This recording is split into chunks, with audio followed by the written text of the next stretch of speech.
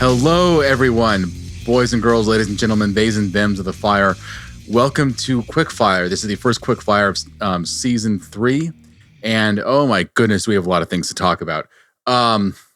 We have a few confirmed signings. We have a few rumored signings, including one minor player that has played in some relatively obscure teams in Europe and South America that would be, I think, an interesting DP signing. Maybe not interesting necessarily in the best way possible. And the Fire are already about a week into preseason as we're recording this. They have a game against Fortaleza FC that's coming up this Sunday at 11 a.m. Central Time. This has yet to be officially confirmed by the club, but what I have heard from sources is that the game will be available streaming, which is very rare for MLS preseason games these days because it's not really an MLS preseason game.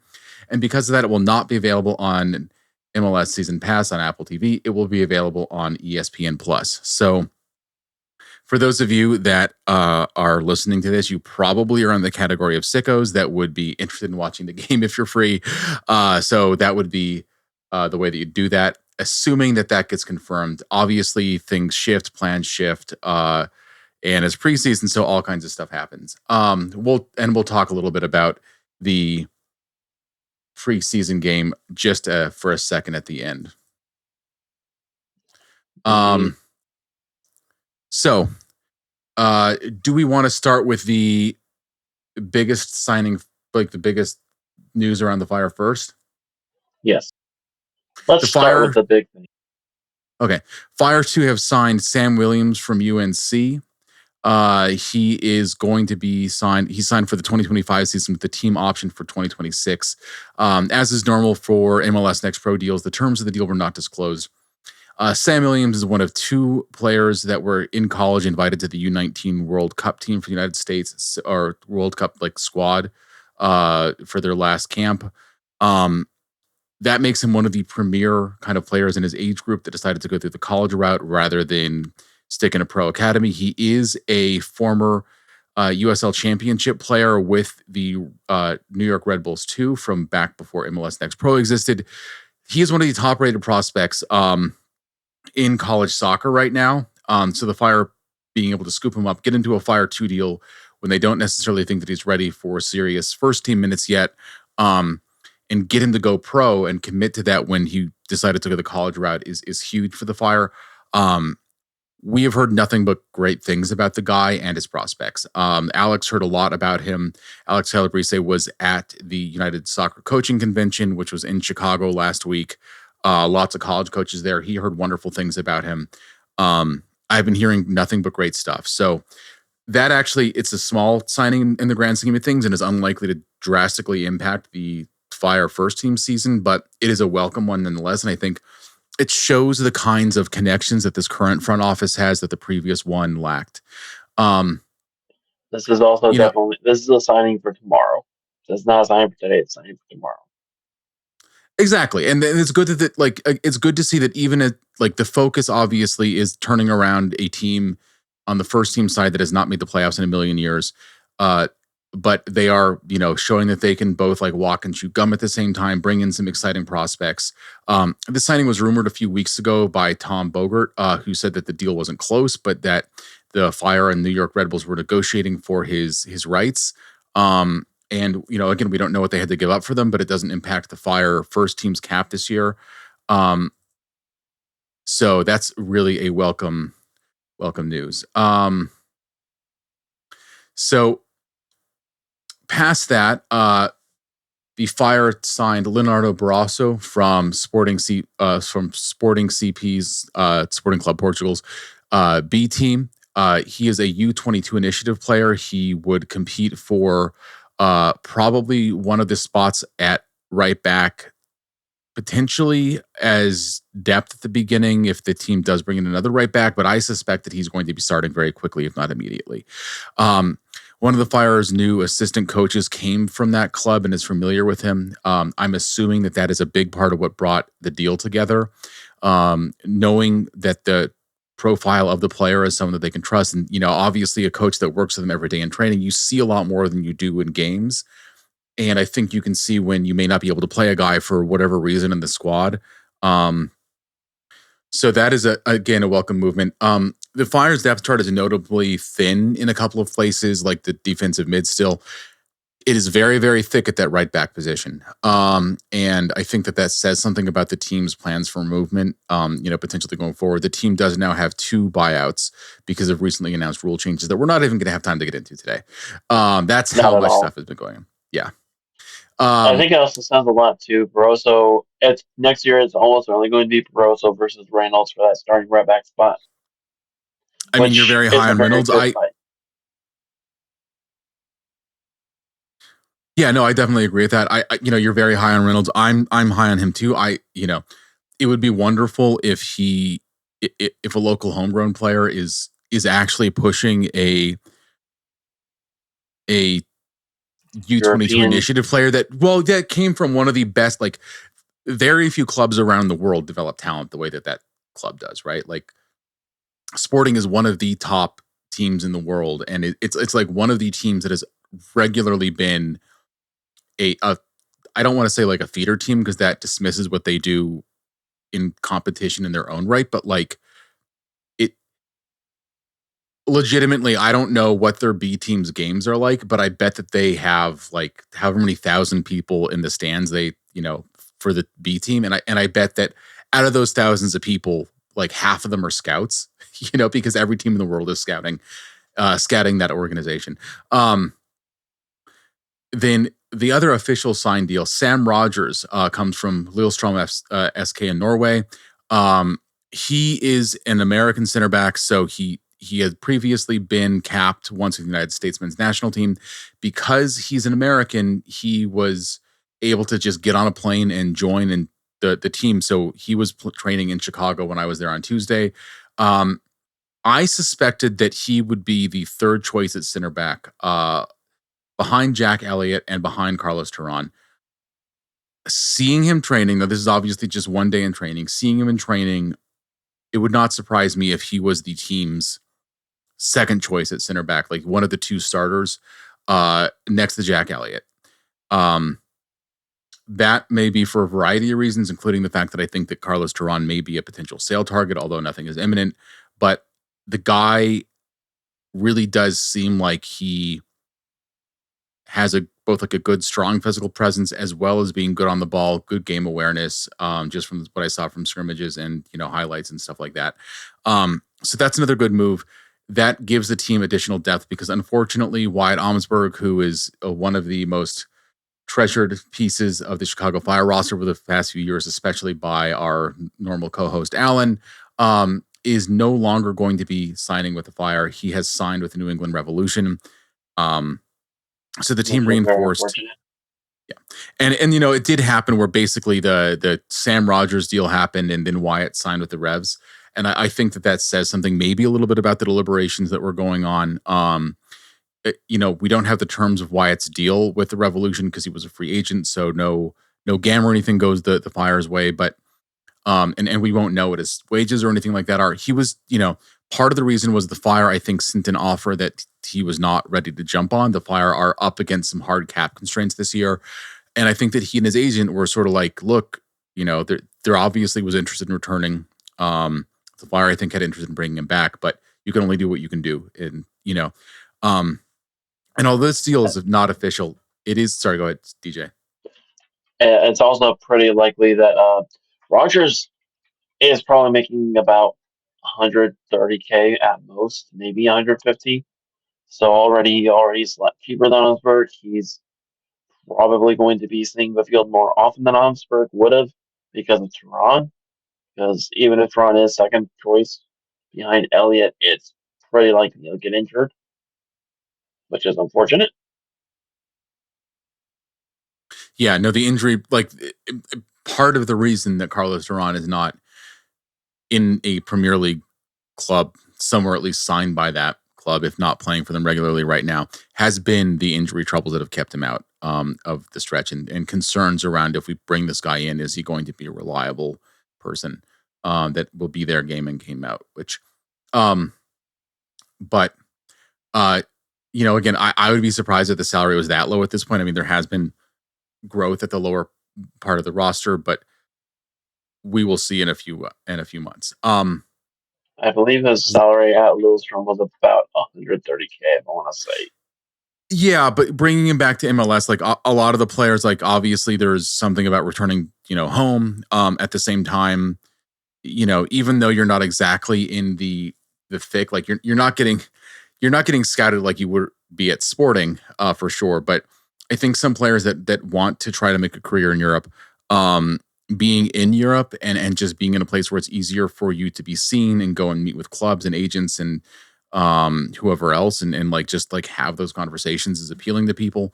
Um, so you know the fact that he came back, sometimes that doesn't mean you've got to give someone a pay raise because it's also sort of the next stage in their career, right? Like it has become one of the biggest leagues in the world. It has become a league that pays better than all but a very small handful of leagues in the world. Um, so but it's a welcome signing. And again, he looked good. His profile is a good profile, and but like both like highlights and lowlights and stuff like that. And seeing him in training, he looks like a good signing. And last but not least, because we are apparently the kind of podcast that ends with a DP signing, although that's largely because this is not officially confirmed yet. Jonathan Bamba will be signing with Chicago Fire.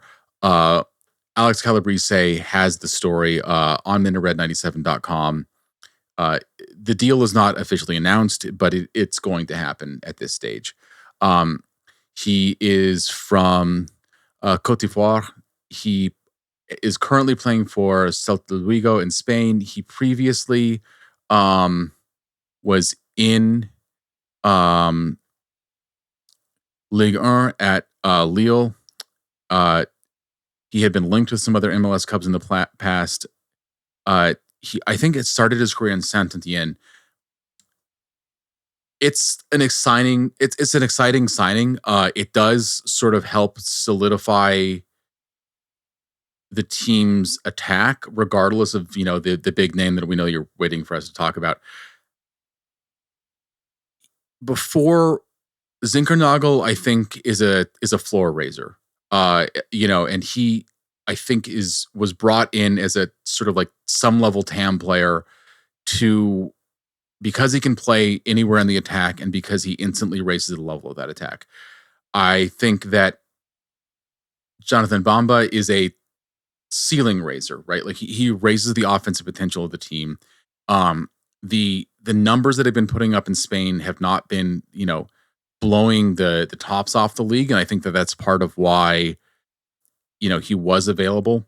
But they really like the profile of this guy, and so even bringing him in as a DP, I think that Greg Berhalter knows what he wants from his wingers. It's a specific role and it's very important to his attack. And I think that for them to be willing to commit to a DP deal says a lot about what they think of the guy. So we have yet to see him yet. We've yet to see Zinkernagel yet because they don't have visa clearance.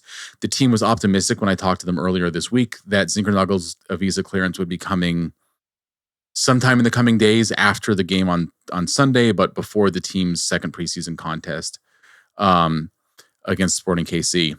So we'll see if that happens. Like, obviously, these things are not in the team's control. The Bamba deal was announced later. It will take longer for that to come through, probably, as a result of that. But, he should be here with plenty of time in preseason before the team's first game at the end of February. Yes.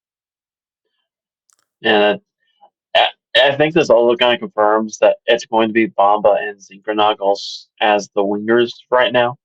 And Morin, Mueller, Glasgow probably backing everything up. Well, you also didn't mention Guti, right? Like Guti, I think, is probably penciled to start in at the number 10 role. It wouldn't be crazy if we saw Zinkernagel there and maybe Guti on the wing sometimes. I think it's going to be a little bit fluid, especially early on, as Greg sort of like figures things out and feels things out. But I think that we'll learn a lot more about it in the preseason games. Obviously not where Guti's going to play because he's with the U.S. men's national team and has potentially played his first receives his first senior cap as a full member of the national team by the time that you've heard this, because the game is Saturday, and that probably will have happened before this gets out. Hopefully. So I think that that's more or less it, other than, well, do you want to, sorry, looked like you want to say something, TJ. I was gonna say that's about all for the signings we've made so far, and of them, two of them came out of nowhere, and that Rogers was literally the night before was when everything kind of went down, and Barroso literally we just had that tweet, and then that was it. Yeah, no, I mean, and that's the way that a lot of teams operate, especially if the deal's coming together quickly, and if it's a relatively tight ship, which, because it's a new ships typically are more watertight than old ships. Just the way that works, pulling the curtain back a little bit. Now the name that you've all been waiting to hear, Neymar. The Fire were, well, how to start this story. On Wednesday, which seems like a million years ago, because I have not gotten as much sleep as I hope to get between now and then, someone that I think we can now describe as a insider for Al Hilal, the club in Saudi Arabia where Neymar is signed, but to say that he plays there would sort of be an exaggeration, because he's had only a handful of appearances despite being there over a year, largely because of injuries. Basically said that Neymar was linked with MLS, which has happened in the past, but named the Chicago Fire. Realistically, it seemed like a joke. And by the end of Wednesday, it did not seem like a joke. And we had credible reporting, including from Jeff Carlisle at ESPN, and including L'Equipe, the French, one of the biggest sports, like written sports publications in the world, discussing sort of the outlines of a deal and saying that MLS and Chicago Fire officials had met with Neymar, his father, and his agent. Al Hilal, it's understood, based on most reports, although there's been a little conflicting information there, would be happy to see Neymar leave. He's got 6 months left on his deal, reportedly at around $100 million a year, a little bit above that, but what's a million here or there when you're making 100 of them? Roughly 70 million of that remaining, per some of the reporting that's been done. Since then, reporters, including Alex and I at Minaret 97, as well as Tom Bogert, have confirmed that this is real, that the Fire did present an offer to Neymar and his camp, which would be, in terms of like strict financial terms, around the same amount that Messi is being paid. Not exactly the same sweeteners, where Messi was given, a cut of the Apple TV deal, a cut of jersey sales from his deal with Adidas, as well as the option to buy a certain chunk of Inter Miami at a set price afterwards. Those things are not understood to be part of the deal, although the Fire are including significant commercial considerations, allegedly, including it looks like some kind of a cut of new sponsor money coming in and that kind of thing. The news obviously is huge, right? Like it made the nightly news throughout Chicago. It made sports radio in Chicago the next day, which is not something the Fire typically do. Since then, the story has somewhat continued to develop. There are various reports here. One thing that we have been able to confirm, despite a report from ESPN Brazil to the contrary, the deal happened, or the negotiations happened. There is no deal. The negotiations happened in London. We don't have the exact time or date. They did not happen a day or two ago as of when this is happening. It happened earlier than that, which is really all we've been able to nail down. Jeff Carlisle's reporting said that there were 3 interested teams in MLS. Only one team in MLS can actively negotiate at a time because of the way the discovery list works, and because it's a single entity league and it's sort of like you get like your time in line. Other teams can be interested. They can have preliminary discussions, but nothing formal can be discussed. the Fire, according to Tom Bogert, who was the first to this news, have the rights for Neymar, so that means that they are the only team that can negotiate with Neymar for the time being in MLS. I'm willing to bet that this is from like 15 years ago, where they just happened to see Neymar in a video and they said, "You know what? We're gonna claim the rights to this guy." So this is an official reporting. This is one of those things where I'm saying this, but my understanding is that as of fairly recently, Neymar's rights were actually held by another MLS club, which could be inaccurate. Discovery lists are private, but that would mean that the Fire needed to acquire Neymar's rights. Now, to put a DP on your Discovery list, you basically have it's almost like a murder investigation. You have to have like the league has to ascertain that you sort of have like the motive, means, and opportunity to do it, right? So like if you don't have any free DP slots, you can't say, well, we found this like, French kid that no one's heard of called Kylian Mbappe, and we'd like to add him to our list, please. Like they do some assessment to be, basically say like, look, what this would cost, like this much money at like ballpark, right? Like no one knows. And are you willing to spend that? And they, can do some cursory checking of like, did you talk to their people? Like, is there any possibility that this could be real? So the fact that the Fire have those rights now, the fact that they've been negotiating, they sent an offer, says something. Lots of conflicting reports. And I have been working this story as best I can. Alex has been working it as best as he can.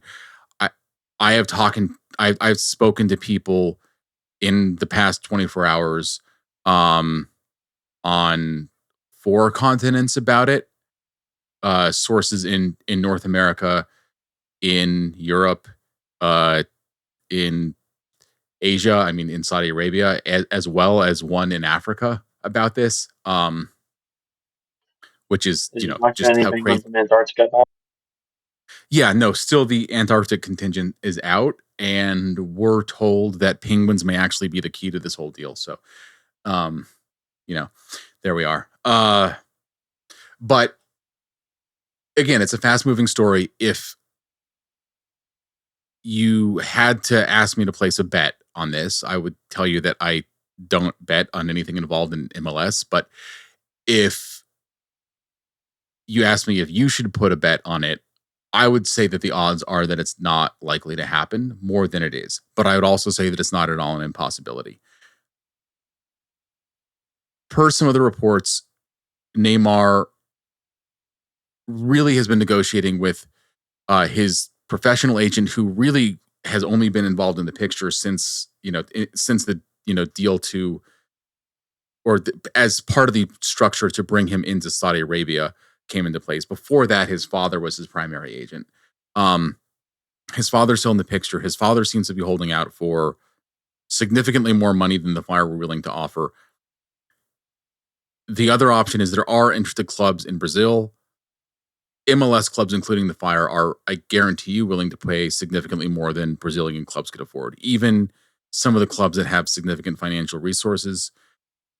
And the move that he's closest linked with has been Santos, his sort of like childhood club, the club that is most associated with his development in his career.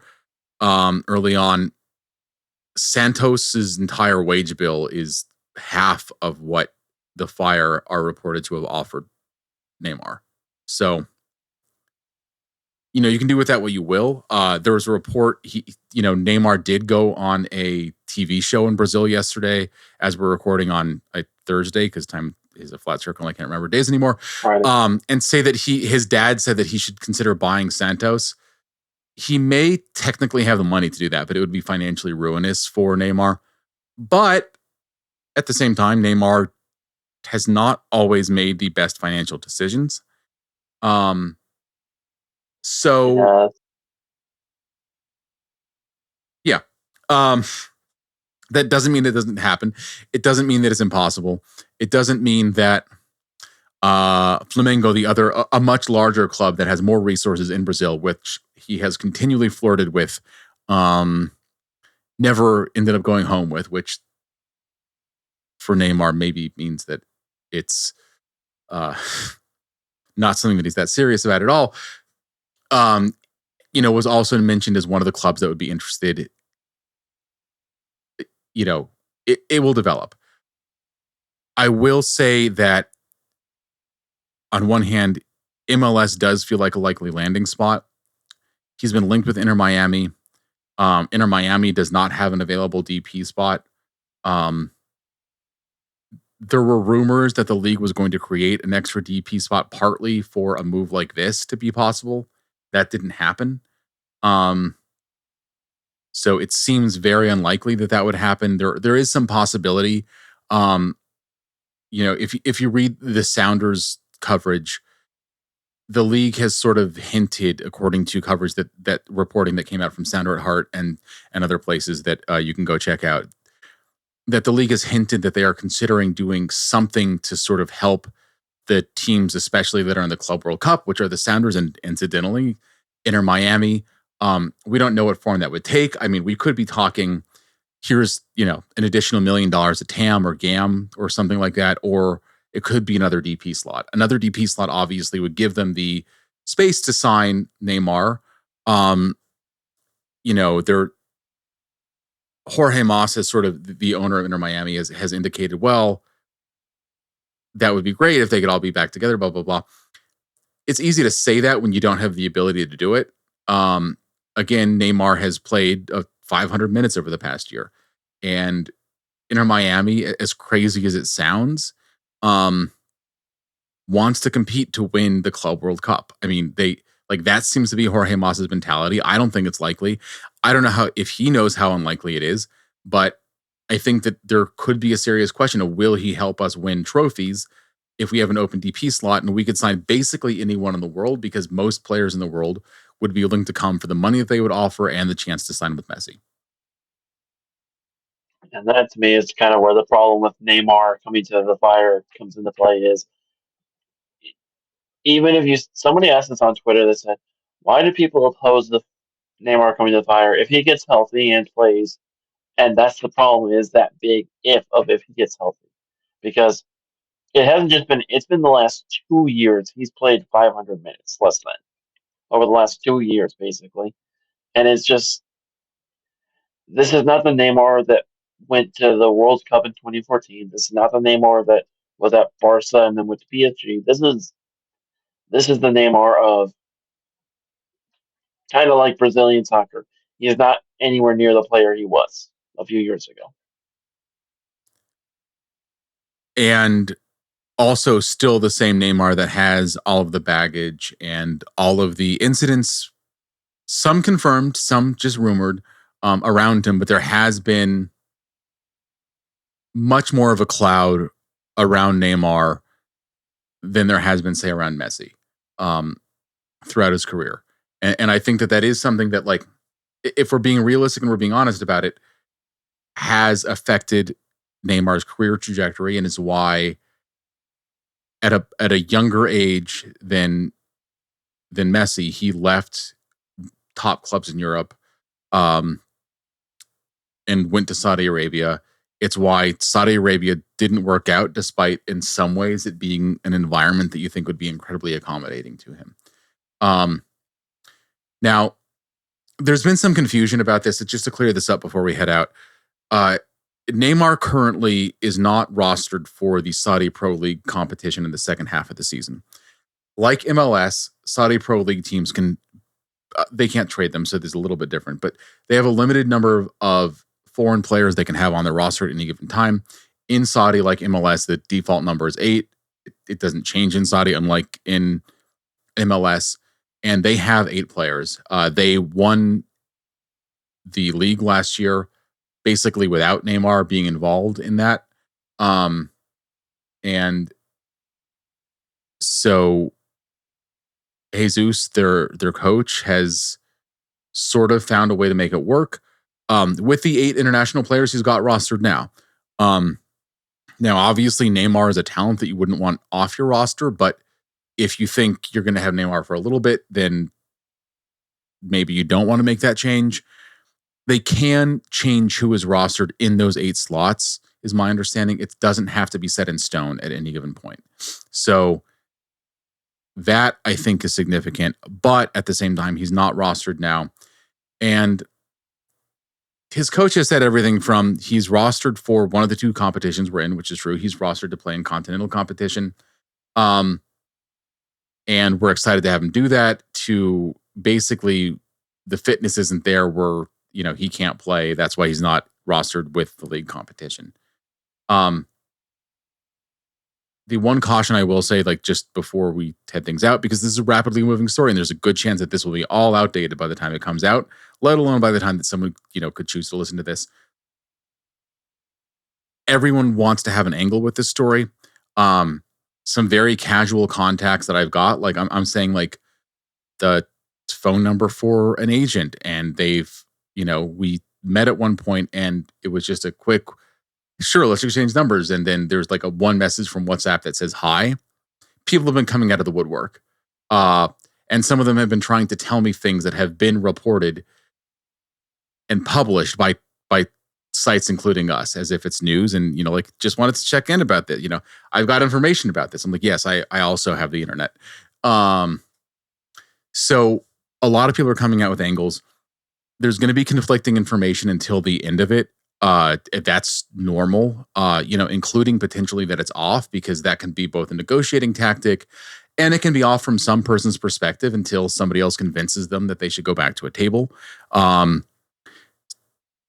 So we just have to sort of stop and see and wait. But when reading information about this, just be careful and critical about where the information is coming from. I mean, I would have previously said that ESPN Brazil, like a large, well-followed network in Brazil, is probably a good information about Brazil's leading all-time scorer. Turns out that may not be the case, because if you check social media, Alex and I both have had issues with their accuracy in the past 24 hours as the time that we're recording. But,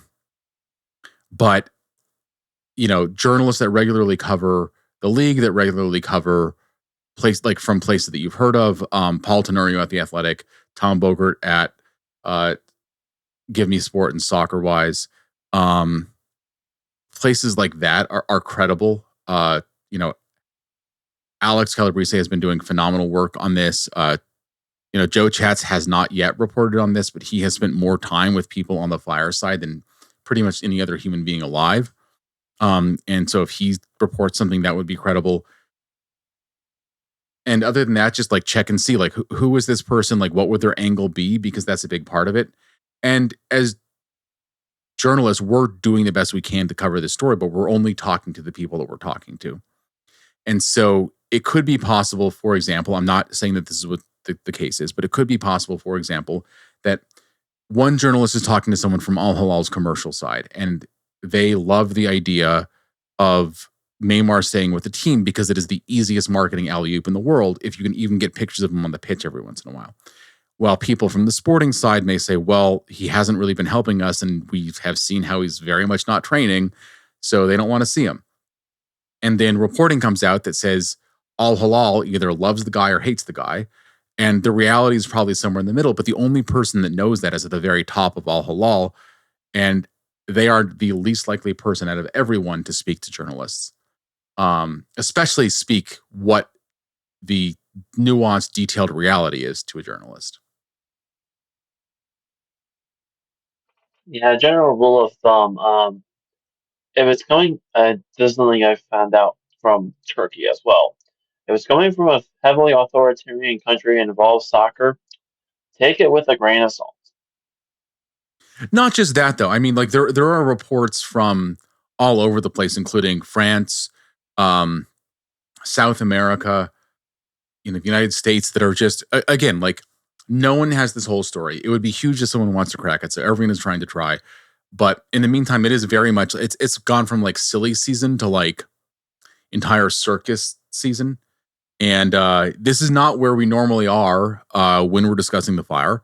So yeah, just Um, keep your a trusted lot of journalist people close. just, a lot of people also, they just want the clicks. Just don't give clicks to idiots. I think you just shut down the internet, and I think that that's a great way for us to end this. Thank you very much for listening. Again, we will keep you updated as the story develops, which could be rapidly, it could be not at all, it could be not at all until it's very rapidly. But we appreciate your time. We appreciate you listening. And until we speak next time, come on, you men in red.